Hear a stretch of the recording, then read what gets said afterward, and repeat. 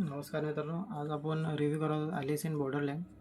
Alice in Borderland मी कालच संपवलं पूर्ण पाहून. त्यामध्ये आरिसू असो आणि त्याची जी वाईफ असते ती अचानक गायब होते. आरिसूला तिला शोध घेतो आरिसू. मग परत तो बॉर्डरलँडला येतो आणि यावेळेस छान छान गेम, टास्क छान आहेत, पात्रता कॅरेक्टर्स खूप छान आहेत, त्यांचा रोलही छान आहे.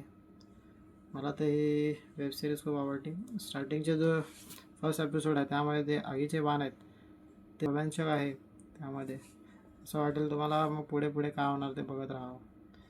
मोबाईल लँडी पहिले 2 पार्ट जसे दिले होते तसं ह्यावेळेसही चांगलं कामगिरी केली आहे. VFX, खूप सारे गेम्स, खूप सारे ट्रेलर, खतरनाक खूप सारे टास्क त्यामध्ये आहेत.